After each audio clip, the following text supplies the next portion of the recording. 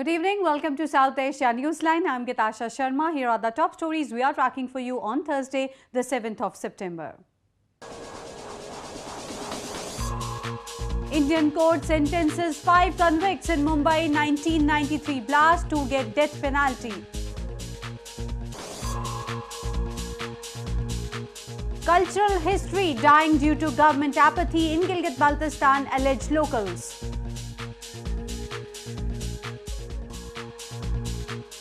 And musical boat ride attracts tourists to famous lake in Indian Kashmir.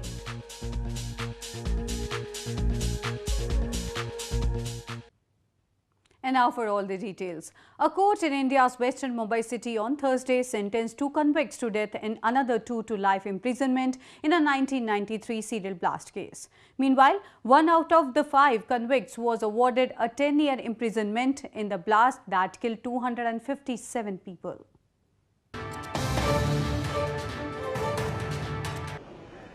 An Indian court on Thursday sentenced 2 of the 5 1993 Mumbai blasts convicts to death, another 2 to life, and awarded a 10-year imprisonment to 1.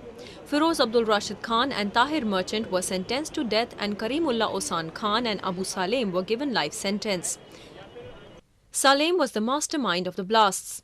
In June, a special anti-terrorism court in Mumbai had found 6 men guilty of involvement in a series of blasts that killed 257 people. One of the convicts died in prison before the sentencing.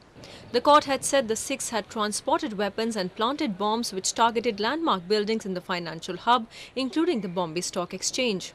2 आरोपियों को death punishment दी है और बाकी के 2 आरोपियों को life punishment दी है, एक को 10 साल की पनिशमेंट दी है। 5 में से 2 को डेथ, 2 को लाइफ और एक को 10 years दिए। Several people suspected to have been involved in the bombings are yet to be arrested, including India's most wanted gangster Dawood Ibrahim, who is believed to be hiding in Pakistan. In 2007, the anti-terrorism court convicted 100 people, of which 23 were later acquitted. Among these convicts was Yaqub Memon, who was hanged in 2015 after a middle-of-the-night hearing in which India's Supreme Court dismissed his final appeal against death. Meanwhile, Indian Prime Minister Narendra Modi on Thursday arrived in New Delhi after completing his first bilateral visit to Myanmar and BRICS summit in China. Earlier in the day, he offered prayers at the Myanmar's holiest Buddhist shrine, Shwetgogon Pagoda in Yangon city.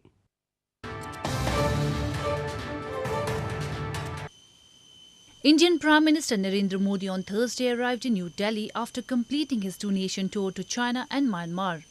Earlier in the day, he visited the 2,500-year-old Shwetgogon Pagoda, Myanmar's holiest Buddhist shrine in Yangon city. Considered to be the pinnacle of Myanmar's cultural heritage, Prime Minister Modi paid his respects at the pagoda on the last day of his 3-day first bilateral visit to the country. He also paid homage to the war heroes of Myanmar at the Martyrs Mausoleum and was accompanied by Myanmar State Councillor Aung San Suu Kyi. The red-painted concrete complex is where General Aung San, father of Suu Kyi, and his 6 comrades were laid to rest post their assassination in July 1947. Both the leaders had on Wednesday witnessed the inking of 11 Memoranda of Understanding or MOUs and agreements and addressed a joint statement in which Prime Minister Modi said that India shared Myanmar's concern over the violence in its Rakhine province.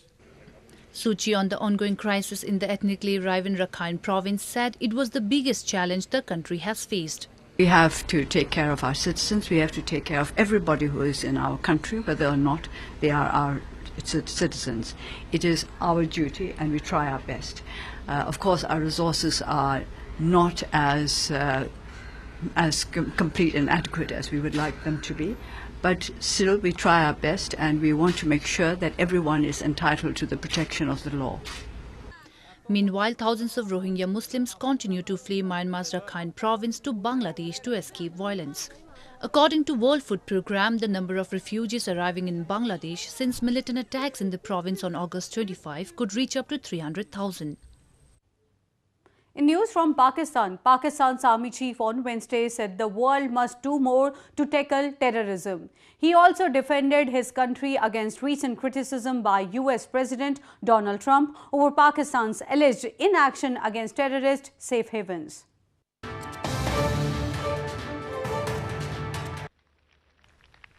Pakistan's Army Chief General Qamar Javed Bajwa on Wednesday said the world must do more to tackle terrorism as he sought to hit back at the criticism levelled at his country on its role in fighting terrorism.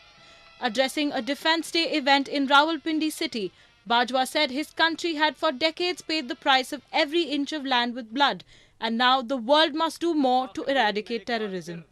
तमाम कोशिशों, बेबहा कुर्बानियों और 2 दहाइयों पर मुहित जंग के बावजूद आज हमें कहा जा रहा है कि हमने दहशतगर्दी की आफियत का बिला तफरीक मुकाबला नहीं किया। ख़वातीन और हज़रात, अगर पाकिस्तान ने इस जंग में काफ़ी नहीं किया तो फिर दुनिया के किसी भी मुल्क ने कुछ नहीं किया। Bajwa's comments come after US President Donald Trump, during his policy statement on Afghanistan and South Asia last month, singled out Pakistan of harboring agents of chaos and providing safe havens to militant groups. Moving on, Gilgit Baltistan's rich cultural heritage and tradition has been left to decay by the successive governments in Islamabad. Artists fear that centuries-old tradition will die a slow death due to the lackadaisical attitude of the Pakistan government.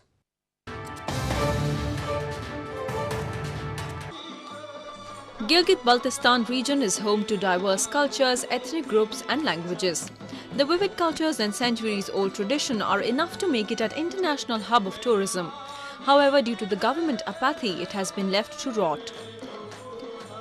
Artists claim they are not treated well, and slowly the rich cultural legacy of the region is getting erased from the memories of the people.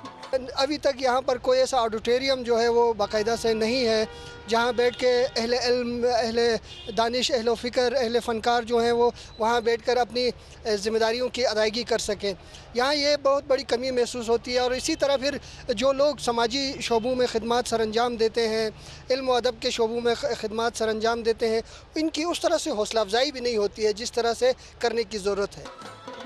Artists blame it is due to the indifferent attitude of the Pakistani establishment that they are forced to run around for recognition or grants and have to even pay bribes to get their due rewards. हर फनकार को या किसी भी शोबे से ताल्लुक़ रखने वाले किसी शख्स को एजाज़ हासिल करने के लिए ख़ुद कोशिशें करनी होती हैं। उसे ख़ुद दफातर के धक्के खाने होते हैं, बड़ी फ़ाइल बनानी पड़ती है और तब जाके यानी वो उस एजाज़ का हकदार होता है। होना तो ये चाहिए कि जो लोग जिनकी खिदमत उस शोबे के लिए होती हैं उन्हें ख़ुद बुला के लाके एजाज़ दिया जाए। Years of continued neglect by Islamabad and a corrupt administrative system has made Gilgit Baltistan one of the most backward regions under Pakistan's rule. Locals fear they will soon lose their identity and culture due to government apathy. In news from Afghanistan, the officials of a hospital in Afghan capital Kabul said above 2,000 people have been admitted to the hospital with war-related wounds since March. They also pointed out that the level of violence has grown noticeably this time. Afghanistan in recent months has seen a spate of militant attacks, killing several.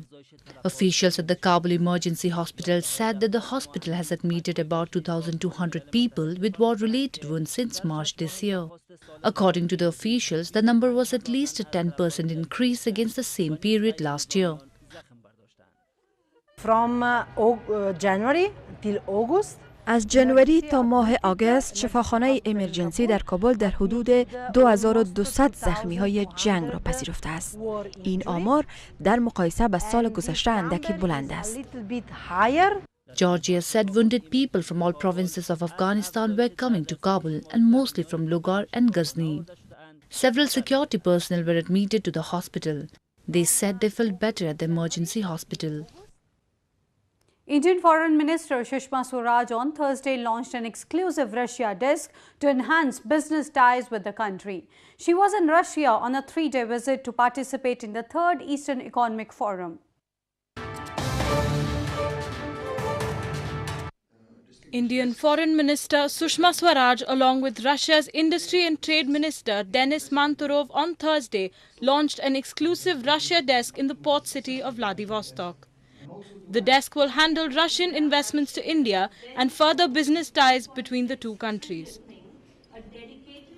Exclusive desk वाला Russia तीसरा देश बन गया है। इससे पहले केवल 2 देश जापान और कोरिया के लिए एक्सक्लूसिव डेस्क देश में बने हैं, लेकिन अब रशिया का ये तीसरा डेस्क आज बन रहा है। Earlier in the day, Swaraj held a meeting with Russian Environment Minister Sergei Donskoy to further strengthen bilateral ties between the nations. During her stay in the country, she invited Russian firms to invest in new flagship programs initiated by Indian Prime Minister Narendra Modi. Swaraj arrived in Russia on Tuesday to participate in the 3rd Eastern Economic Forum.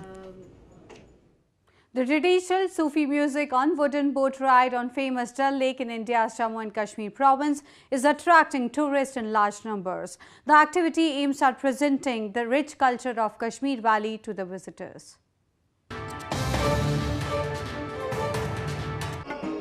Scores of tourists are converging at the famous Dal Lake in Srinagar city of Indian Kashmir to enjoy a weekly cultural event. Organised by the Tourism Department of the province, the weekly held event Culture on Cruise showcases the rich culture of Kashmir Valley. Traditional Sufi music is the main highlight of the program. The visitors get to enjoy musical performances by famed artists from the valley, sitting in shikaras or special boats. They are also served kava, a traditional hot drink during the event. बहुत अच्छा लगा। आज climate भी बहुत अच्छा है यहाँ पे। हम मुंबई से आए हैं तो हमें बहुत गर्मी है वहाँ पे, और यहाँ पे इतना ब्यूटीफुल है, द लेक, द माउंटेन्स, ये सब जो ब्यूटीफुल है, और प्लस दिस म्यूजिक हमें बहुत सूदिंग लगा। Kashmir has been one of the most sought-after tourist destinations in India and is predominantly known for its picturesque locations. The tourism sector also plays a vital role in contributing to the province's economy. Well, that's all we have for you from South Asia this evening. Now our viewers can watch the show on southasianewsline.com. You can also visit us on facebook.com/SAsiaNewsline and follow us on Twitter @SAsiaNewsline. That's all in tonight's edition. We'll see you same time tomorrow. Good night.